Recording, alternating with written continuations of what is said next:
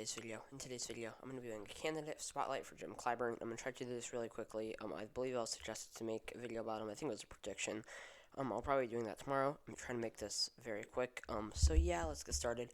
I think with suburbanites, he would be a mad candidate. I don't think he's anything exceptional. I don't think he's horrible. He's probably below average, but it's not going to be like I don't think he's going to lose because of the suburbs. I think that with the white working class, I think he's probably a pretty meh candidate. I think Democrats can kind of go all over the board with the white working class. I think he's meh. I don't think he's like ridiculously good. I don't think he's like Sherrod Brown, Bernie Sanders, Tammy Baldwin levels.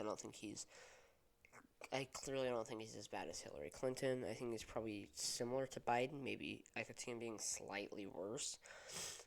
I think that with the black vote, he's really strong, particularly with the rural black vote. I think he's still like obviously pretty strong with the urban black vote, but I think he'd be better with rural black voters.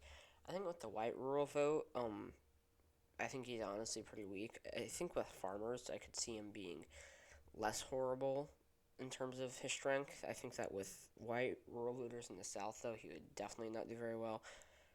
Farmers, I could see him doing honestly probably just as worse. He was probably a horrible candidate, generally speaking, for farmers. But I could see a lot of Rust Belt farmers.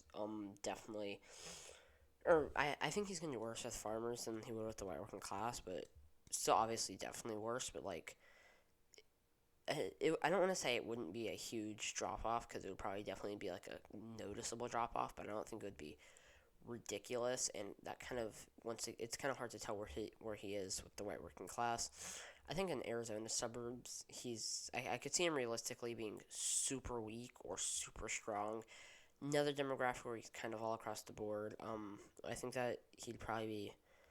Well, it's hard to tell, but I could definitely see him being super super strong. I could also see him being not particularly strong.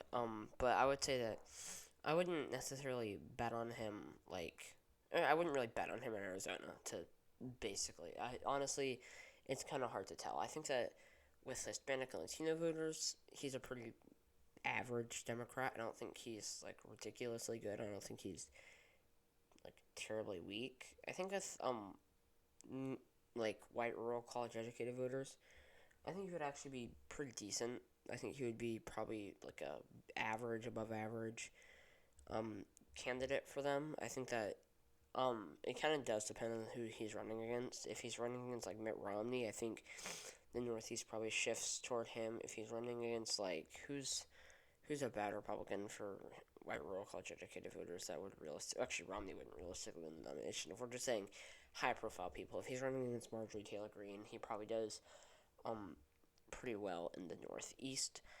Um, So yeah, I think that's a lot of the demographics that I usually talk about, unless I'm forgetting any demographics that I'm typically talking about. Sorry, I'm trying to rush this. If I do, just let me know in the comments, and I'll hopefully reply with a bit of an analyzation. But I'm trying to do this quickly. But yeah, thank you guys so much for watching this video. If you enjoyed it, please leave a like below. Stay tuned for my next video. Subscribe to the channel if you haven't already. Please comment your suggestions down below, and I hope to see you all in my next video. Also, I'm doing that Halloween stuff, so yay! Hope to see you all in my next video. Bye.